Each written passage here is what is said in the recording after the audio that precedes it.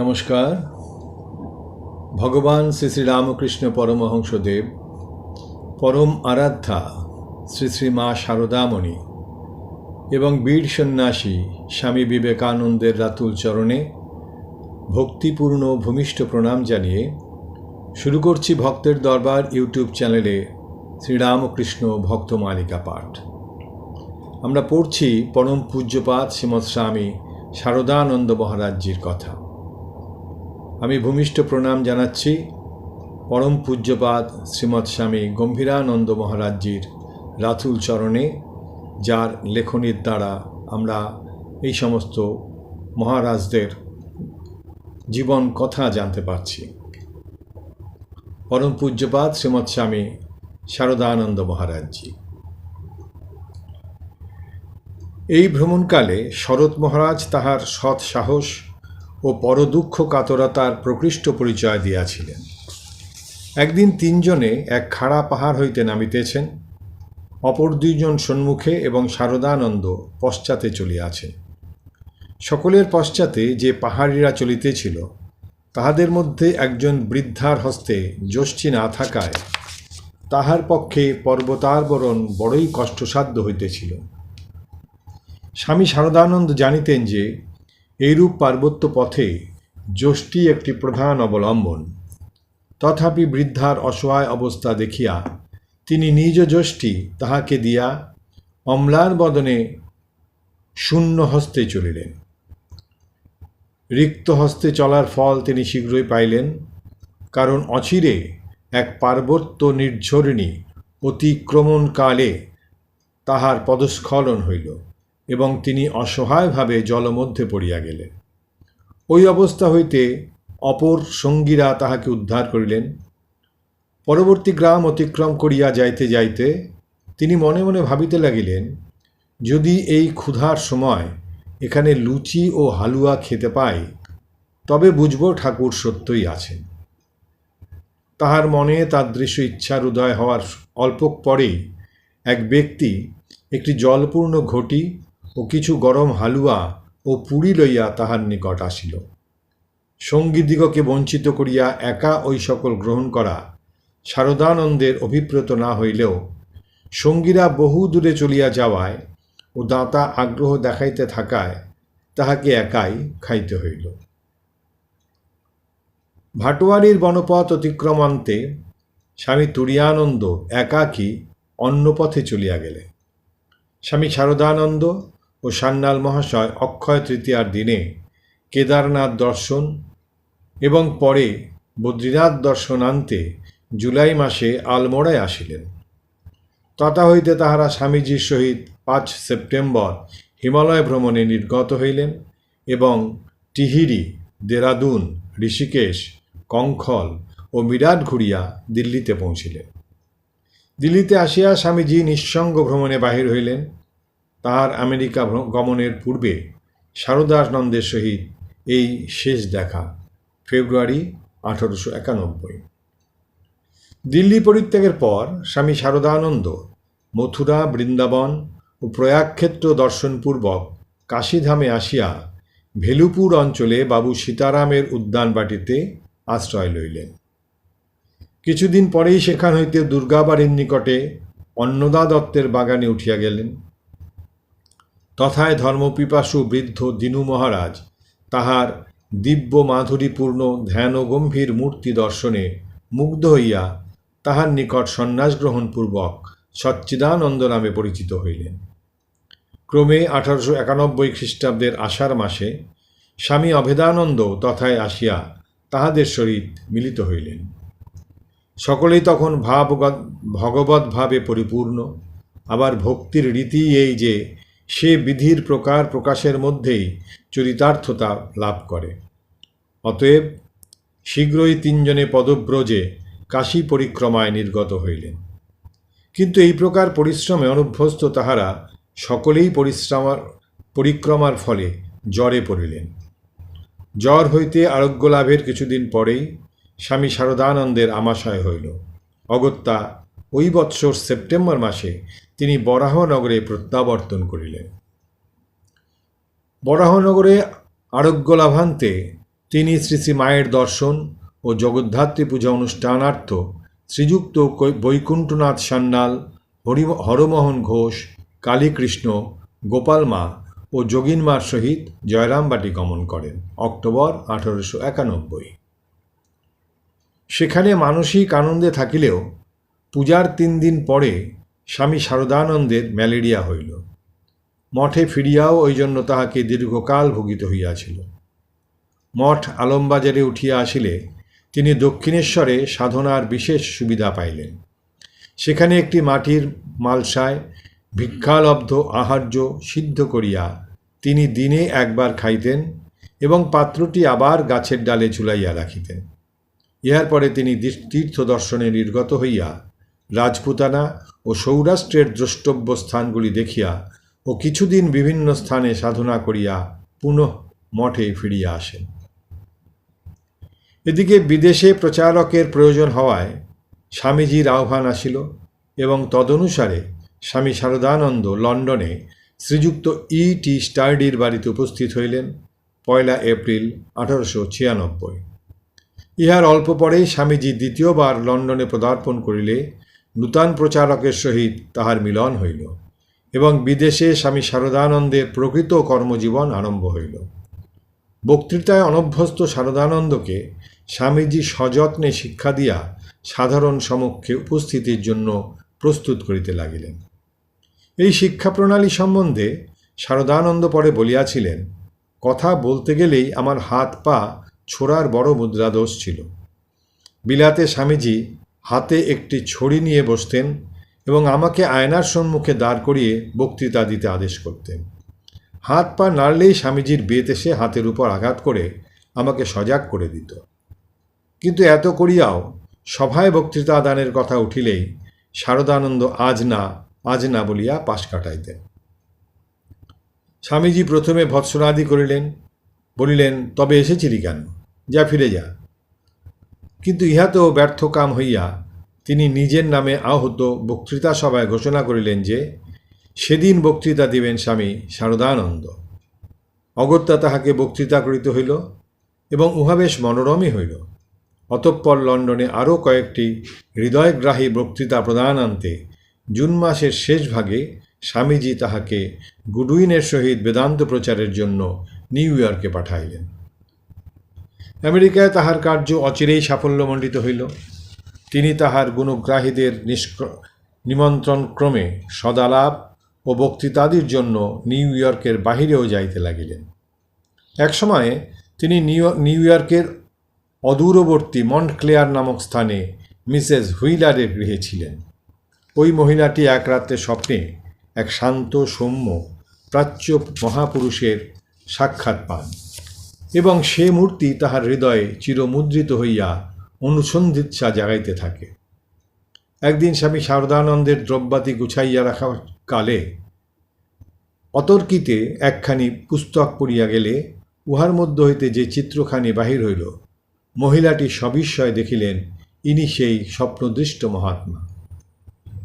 পরে স্বামী শারদানন্দের নিকট জানিলেন যে ইনিই লোকগুরু শ্রীরামকৃষ্ণ। তদবধি শ্রীযুক্তা হুইলার শ্রীরামকৃষ্ণের অনুরক্ত ভক্ত হইলেন।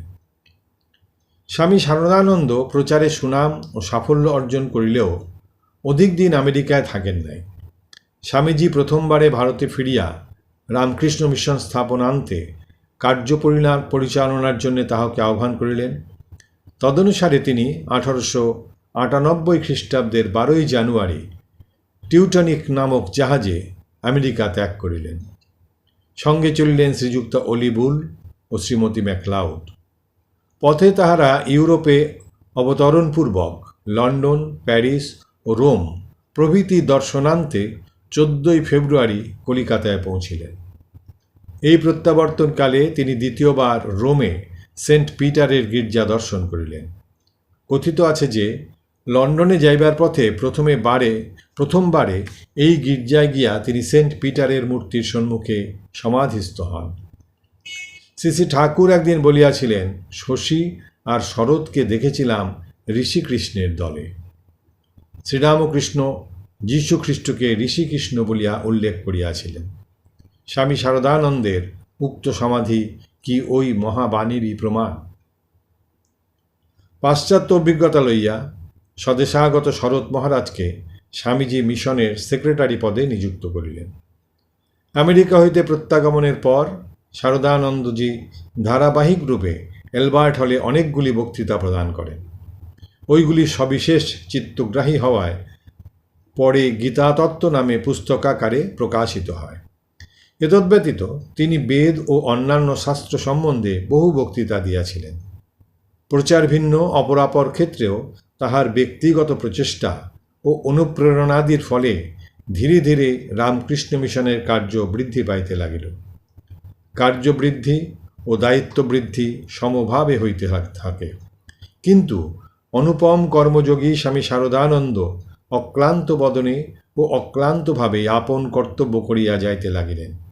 শুধু দেখা গেল যে তাহার স্বভাবসুলভ সহিষ্ণুতা, উদ্বেগশূন্য গাম্ভীর্য, দুর্লভ তিতিক্ষা এবং অতুলনীয় প্রত্যুৎপন্নমতিত্ব প্রতি পরীক্ষার পরে প্রবলতর হইয়া রামকৃষ্ণ মিশনকে সাফল্যের অত্যুচ্চ শিখরে লইয়া যাইতে লাগিল। মোটামুটি বলা যাইতে পারে যে মঠ ও মিশনের এই প্রথমাবস্থায় সঙ্ঘের অন্তর্নিহিত ভাবধারা প্রবাহিত হইত আচার্য স্বামী বিবেকানন্দের সমাহিত চিত্তে সংস্থাপিত শ্রীরামকৃষ্ণ গোমুখী হইতে। সেই ভাব সমষ্টিকে মঠ ও মিশনের বিশাল ক্ষেত্রে বিচিত্র প্রণালীতে পরিচালিত করার দায়িত্ব গ্রহণ করিতেন তাহার গুরুভ্রাতারা। ইহাদের মধ্যে আবার স্বামী ব্রহ্মানন্দ মহারাজ প্রধানত সঙ্ঘের আধ্যাত্মিক জীবনের পরিপুষ্টির প্রতি লক্ষ্য রাখিতেন, আর স্বামী শারদানন্দের দৃষ্টি থাকিত সেই ভাবরাশিকে নির্দিষ্ট কার্যধারায় পরিচালনের প্রতি। কিন্তু এই বিভাগটি ইহাদের চরিত্রের সহিত পরিচয় লাভের পক্ষে যতই মূল্যবান হোক না কেন, কেবল এই দৃষ্টিভঙ্গি সাহায্যে আমরা তাহাদের চরিত্র বিশ্লেষণে অগ্রসর হইলে সম্পূর্ণ অকৃতকার্য হইব এবং অপরের প্রতিও অন্যায় করিব। কারণ একদিকে যেমন স্বামী ব্রহ্মানন্দ অনেক ক্ষেত্রে নবীন প্রতিষ্ঠান গঠনে বা পুরাতন প্রতিষ্ঠানের সুনিয়ন্ত্রণে ব্যাপৃত থাকিতেন, অপরদিকে তেমনি স্বামী শারদানন্দ সংঘ জীবনকে সুপবিত্র ও ভগবদ্মুখ রাখিতে সচেষ্ট ছিলেন। আবার এই উভয়বিধ প্রচেষ্টাতেই স্বামীজির অবদান বড় সামান্য ছিল না। স্বামীজি শুধু ভাবুক ছিলেন না, তিনি ছিলেন অক্লান্ত কর্মী। এতদ্ব্যতীত স্বামী প্রেমানন্দ প্রমুখ গুরুভ্রাতারা স্বক্ষেত্রে বিবিধ রূপে শ্রীরামকৃষ্ণের ভাবরাশিকে রূপায়িত করিয়া এই বিরাট সংঘকে পবিত্র, পূর্ণাবয়ব, শক্তিশালী, সুন্দর ও গৌরবময় করিতেছিলেন। ফলত বাহ্যদৃষ্টিতে যাহার অবদান যেরূপই হোক না কেন, আমাদেরকে এই সংহত অন্তর্দৃষ্টির পরিপ্রেক্ষিতেই শ্রীরামকৃষ্ণ সন্তানদের জীবনী আলোচনা করিতে হইবে। যাহা হোক, আমরা স্বামী শারদানন্দের জীবনী অনুসরণ করি। 1898 খ্রিস্টাব্দে কাশ্মীরে যাইয়া স্বামী বিবেকানন্দ অসুস্থ হইয়া পড়িলে তিনি অবিলম্বে কাশ্মীরে যাত্রা করিলেন। রাওলপিন্ডি হইতে শ্রীনগর যাইবার পথে তিনি এক নিদারুণ দুর্ঘটনায় পতিত হন। অশ্বযানে যাইতেছিলেন, চালক উন্মত্ত প্রায়, অশ্ব বেগে চলিতেছে, আর কচুয়ান আপন মনে বলিয়া যাইতেছে, আজ যদি আল্লাহ বাঁচায় দেখব। অকস্মাৎ মোড় ফুরিবার সময় বিপরীত দিক হইতে আর একখানি গাড়ি আসিয়া পড়ায় শরৎ মহারাজের গাড়ি পাশ কাটাইতে গিয়া রাস্তা হইতে নামিয়া ক্রমে নিচের দিকে গড়াইয়া চলিল। এদিকে আবার একটি বড় পাথরে ধাক্কা লাগায় উহাও গাড়ির পশ্চাতে আসিতে লাগিল। স্বামী শারদানন্দ দেখিলেন এভাবে নামিতে থাকিলে মৃত্যু অনিবার্য। তথাপি তিনি উদ্বেগশূন্য হইয়া সুযোগের অপেক্ষায় রহিলেন এবং ভাবিলেন সম্মুখের বৃক্ষটির নিকটে পৌঁছিলেই উহার শাখা ধরিয়া আত্মরক্ষার চেষ্টা করিবেন। ভাগ্যক্রমে ঘোড়াটি আড়াআড়িভাবে গাছে ঠেকিয়া থামিয়া গেল এবং তিনি পূর্ব সিদ্ধান্ত অনুযায়ী লাফাইয়া পড়িলেন। ইহাতে পায়ে একটু আঘাত লাগা ভিন্ন, তিনি অক্ষতই রহিলেন। ঘোড়াটির উপরে কিন্তু পূর্বোক্ত প্রস্তরখণ্ড আসিয়া পড়ায় সে প্রাণ ত্যাগ করিল। এই অজ্ঞাত স্থান হইতে আত্মরক্ষা করা ও কোচওয়ানের সংজ্ঞা ফিরাইয়া আনাই হইল তাহার প্রধান চিন্তা। যাহা হোক, কোচওয়ান প্রকৃতিস্থ হইয়া নিকটবর্তী গ্রামে গেল এবং সেখান হইতে গন্তব্যস্থানে যাওয়ার ব্যবস্থা করিয়া দিল। আর একবার ইংল্যান্ড যাইবার পথে তিনি ভূমধ্যসাগরে তুল্যরূপ অবস্থায় পড়িয়াছিলেন। অকস্মাৎ ঝঞ্ঝাবাত উত্থিত হইয়া সমুদ্রবক্ষ চঞ্চল করিয়া তুলিলে সহযাত্রীরা প্রাণ ভয়ে হতাশভাবে ইতস্তত ধাবিত হইতে লাগিল। এই চঞ্চলতার মধ্যে কিন্তু তিনি দ্রষ্টা হিসেবে অচঞ্চল রহিলেন। বলা বাহুল্য যে সে নিশ্চেষ্টতা তখন সচেষ্ট অনেকেরই মনে বিরক্তির উদ্রেক করিয়াছিল, যদিও কেহ তাহা সুস্পষ্ট ব্যক্ত করে নাই। অনুরূপ আরেকটি ক্ষেত্রে কিন্তু সহযাত্রী ওই প্রকার নীরব থাকিতে পারেন নাই। সেইবারে মহারাজের একটি ফোড়াতে অস্ত্রোপচার আবশ্যক হওয়ায় স্বামী শারদানন্দ ডাক্তার কাঞ্জিলালের সহিত বাগবাজার হইতে নৌকাযোগে বেলুড়ে যাইতেছিলেন। এমন সময় ভীষণ ঝড় উঠিয়া নৌকা মগ্ন প্রায় হইল। শারদানন্দজি তখন তামাক খাইতেছিলেন। ঝড়ের সময়ও নিশ্চিন্তে তাহাই করিতেছেন দেখিয়া সহযাত্রী কাঞ্জিলাল আর সহ্য করিতে পারিলেন না। মহাক্রোধে ছিলিমটা তুলিয়া লইয়া গঙ্গা জলে নিক্ষেপ করিলেন এবং বলিলেন, আপনি দেখছি মজার লোক, নৌকা ডুবছে আর আপনি বসে তামাক খাচ্ছেন। শরৎ মহারাজ স্বাভাবিকভাবেই উত্তর দিলেন, তামাক খাবো না তো নৌকা না ডুবতে জলে ঝাঁপিয়ে পড়তে হবে নাকি? ঝঞ্ঝাবাতের মধ্যেই নৌকা আসিয়া বেলুড় মঠের ঘাটে থামিল। শ্রীনগরে স্বামী বিবেকানন্দ কিঞ্চিৎ সুস্থ হইলে স্বামী শারদানন্দ তাহাকে লাহোরে আনিয়া স্বামী সদানন্দের উপর সেবার ভার অর্পণ করিলেন। তারপর স্বামীজির নির্দেশে তাহার সহগামী পাশ্চাত্য ভক্তদিগকে তীর্থাদি দর্শন করাইবার দায়িত্ব লইয়া সদল বলে উত্তর পশ্চিম ভারত ভ্রমণে নির্গত হইলেন এবং পরে কাশীধামে আগমনপূর্বক বিশ্বনাথ দর্শন করিলেন। ইহার স্বল্পকাল পরেই তিনি মঠে নীলাম্বরবাবুর উদ্যানবাটিতে ফিরিলেন। 1899 খ্রিস্টাব্দে 7 ফেব্রুয়ারি স্বামী বিবেকানন্দের নির্দেশে স্বামী শারদানন্দ ও স্বামী তুরীয়ানন্দ প্রচার ও অর্থ সংগ্রহের উদ্দেশ্যে গুজরাটের দিকে রওনা হইলেন। এই উপলক্ষে শারদানন্দজি কানপুর, আগ্রা, জয়পুর, আহমদাবাদ, লিমডি, জুনাগড়, ভাবনগর প্রভৃতি শহরে যান এবং স্থানে স্থানে ইংরেজি এবং হিন্দিতে বক্তৃতা করিয়া জনসাধারণের মধ্যে বিশেষ আগ্রহের সৃষ্টি করেন। এই সময় সংবাদ আসিল যে স্বামীজি পুনর্বার আমেরিকা যাইবেন বলিয়া তাহাদের মঠে প্রত্যাবর্তন আবশ্যক। তদনুসারে তাহারা 3রা মে মঠে উপস্থিত হইলেন। মঠে আগমনের পর স্বামীজির সহিত স্বামী তুরীয়ানন্দ বিদেশ যাত্রা করিলেন এবং স্বামী শারদানন্দ নবাগত সাধুদের শিক্ষার ভার সহস্তে লইলেন। তাহারা যাহাতে নিয়মিত সাধন ভজন ও শাস্ত্র ধ্যানাদি করেন তৎপ্রতি তাহার প্রথম দৃষ্টি আকৃষ্ট হইল।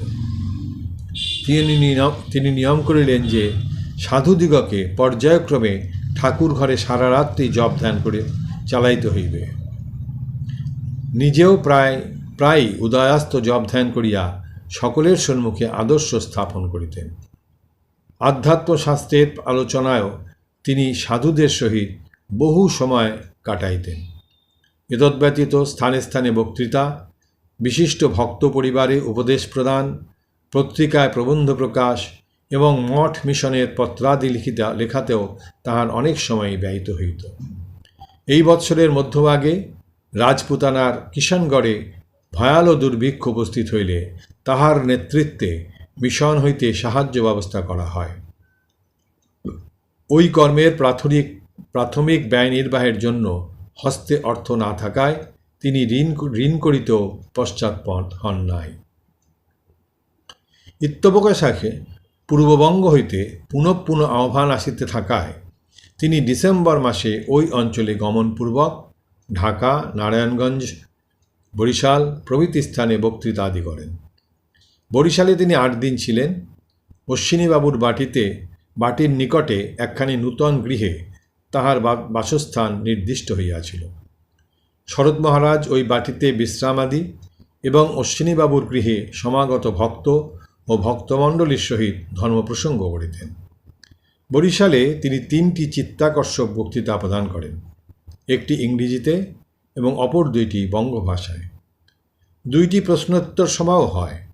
শেষ দিবস অন্তরঙ্গ ভক্তদের সহিত শ্রীরামকৃষ্ণ প্রসঙ্গ করিতে করিতে তিনি সমাধিস্থ হন এবং অনেকক্ষণ নিষ্পন্দভাবে থাকিয়া শ্রীরামকৃষ্ণ নাম উচ্চারণ করিতে করিতে সাধারণ ভূমিতে নামিয়া আসেন। প্রচারকার্য হইতে প্রত্যাবর্তনের পর তিনি তান্ত্রিক সাধনায় মনোনিবেশ করিলেন। এই কার্যে তিনি সুপ্রসিদ্ধ পণ্ডিত জগন্মোহন তর্কালঙ্কারের মন্ত্রশিষ্য ও তাহার পিতৃব্য সিদ্ধকৌল ঈশ্বরচন্দ্রের শরণাপন্ন হইলেন এবং শ্রী শ্রী মা ও স্বামী ব্রহ্মানন্দকে সমস্ত বিষয় অবগত করাইয়া 1900 খ্রিস্টাব্দের 20 নভেম্বর 5 অগ্রহায়ণ চতুর্দশী রাত্রিতে পূর্ণাভিষিক্ত হইলেন। শ্রদ্ধেয়া যোগিনমাও ওই রাত্রে পূর্ণাভিষেক হইল। তন্ত্র সাধনায় রত হইয়া স্বামী শারদানন্দ অচিরেই শ্রী শ্রী জগদম্বাকে নারী মাত্রে অধিষ্ঠিত দেখিতে পাইলেন। তিনি স্বরচিত ভারতে শক্তি পূজা গ্রন্থে শক্তি পূজার রহস্যোদ্ঘাটন প্রসঙ্গে নিজ অনুভূতির যে পরিচয় দিয়াছেন, তাহা হইতেই বুঝিতে পারা যায় যে তিনি সিদ্ধির অতি উচ্চ স্তরে আরোহণান্তেই ওই পুস্তক প্রণয়নে অগ্রসর হইয়াছিলেন। গ্রন্থের উৎসর্গপত্রে আছে, যাহাদের করুণাপাঙ্গে গ্রন্থকার জগতের যাবতীয় নারীমূর্তির ভিতর শ্রী শ্রী জগদম্বার বিশেষ শক্তি প্রকাশ উপলব্ধি করিয়া ধন্য হইয়াছেন, তাহাদেরই পাদপদ্মে এই পুস্তকখানি ভক্তিপূর্ণ চিত্তে অর্পিত হইল। স্বামীজি দ্বিতীয়বার যখন আমেরিকা হইতে ফিরিলেন, তখন তিনি অসুস্থ। অথচ শ্রীরামকৃষ্ণের বাণী যাহাতে দেশ অচিরে গ্রহণ করে, তজ্জন্য তাহার আগ্রহ বিলম্ব সহ্য করিতে না পারিয়া দেশের অক্ষমতায় ক্ষণে ক্ষণে বিরক্তিরূপে আত্মপ্রকাশ করিতে লাগিল। এইসব মুহূর্তে কেহ তাহার সম্মুখীন হইতে সাহস না পাইলেও কার্যোপদেশে শারদানন্দকে যাইতেই হইত। কিন্তু আশ্চর্যের বিষয় এই যে, স্বামীজির আশীর্বাদ বা ভর্ৎসনায় বিচলিত না হইয়া তিনি নির্বিকারভাবে স্বকার্য সাধনে নিরত থাকিতেন। স্বামীজি একদিন স্বামী ব্রহ্মানন্দ ও শারদানন্দকে কার্যোপলক্ষে কলিকাতায় পাঠাইয়াছিলেন। মঠে প্রত্যাবর্তনার্থে স্বামী শারদানন্দ যখন স্বামীজিকে জানাইলেন যে কার্য সম্পাদন হয় নাই, তখন স্বামীজি মনে করিলেন যে তন্নির্দিষ্ট পন্থা অতিক্রম করাই ঐরূপ হইয়াছে। অতএব বিরক্তি সহকারে স্বীয় অনুপম ভাষায় বলিলেন, ওই তো 1 ছটাক বুদ্ধি, রেখে দে, সুদে আসলে বাড়ুক, এরপরে কাজে লাগবে। এমন সময় সেবক আসিয়া উভয়কে চা দিয়া গেলে শারদানন্দ নির্বিবাদে বিনা বাক্য ব্যয়ে চা খাইতে বসিলেন, যেন কিছুই হয় নাই। তখন স্বামীজি যেন হতাশ স্বরে বলিয়া উঠিলেন, এর যেন বেলে মাছের রক্ত, কিছুতেই তাতে না। তিনি হয়তো ভাবিয়াছিলেন এইরূপ মর্মান্তিক ভর্ৎসনার পরে শারদানন্দ অন্তত প্রতিবাদ জানাইবেন। আত্মস্থ এই পুরুষের আত্মসম্বরণের বহু দৃষ্টান্ত রহিয়াছে। একদিন ঠাকুর ঘরে পাচকের কর্দমাক্ত পদচিহ্ন দেখিয়া তিনি অত্যন্ত বিরক্ত হইলেন এবং শাসন করিবার উদ্দেশ্যে তৎক্ষণাৎ তাহাকে তথায় ডাকিলেন। কিন্তু তাহার ক্ষণিক ক্রোধ অচিরে তিরোহিত হইয়া যাওয়ায় পাচককে সম্মুখে দেখিয়া বলিলেন, না, কিছু নয়, তুমি যেতে পারো। তিনি স্বীয় দৃষ্টি মানুষের অন্তর্নিহিত অব্যক্ত পূর্ণতার প্রতি নিবদ্ধ রাখিতেন বলিয়া সাময়িক অপূর্ণতার প্রকাশে সহজে ধৈর্য হারাইতেন না। এই জন্য অন্যত্র যাহারা আশ্রয় পাইত না, তাহারা সাদরে ও সসম্মানে তাহার নিকট থাকিতে পারিত। শাসন সম্বন্ধে তিনি বলিতেন, আমি বাপু স্কুলমাস্টারের মতো বেত হাতে করে কে কি করছে দেখে বেড়াতে পারবো না। কি ভালো কি মন্দ এ জানবার মতো বয়স তোমাদের সকলেরই হয়েছে। শরৎ মহারাজের ঠিক ঠিক কাজ আরম্ভ হইল স্বামীজির দেহত্যাগের পর। তখনও প্রাথমিক গঠন কার্য চলিতেছে। অতএব অনেকগুলি শিশু প্রতিষ্ঠান পরীক্ষামূলকভাবে কিছুদিন মিশনের বাহিরে কাজ চালাইয়া নিজ সাফল্য দেখাইতে পারিলে মিশনের অন্তর্ভুক্ত হইত। স্বামী শারদানন্দ ইহাদের মূল্য স্বীকারপূর্বক বিবিধ রূপে সাহায্য করিতেন। এই হিসেবে 1902 খ্রিস্টাব্দের 20 আগস্ট তিনি কলিকাতায় বিবেকানন্দ সোসাইটির প্রতিষ্ঠা কার্যে পৌরোহিত্য করেন। পরবর্তী বৎসর জানুয়ারি মাসে বাগবাজারে বিবেকানন্দ সমিতি প্রতিষ্ঠিত হইলে তিনি উহার সভাপতি হন। ওই বৎসরই 18 জুন মেছুয়াবাজার স্ট্রিটে এক বৃহৎ অট্টালিকা ভাড়া লইয়া তাহার দায়িত্বে একটি ছাত্রাবাস স্থাপিত হয়। উহার নাম হয় বিবেকানন্দ স্মৃতি মন্দির এবং শারদানন্দজি উহার সভাপতি হন।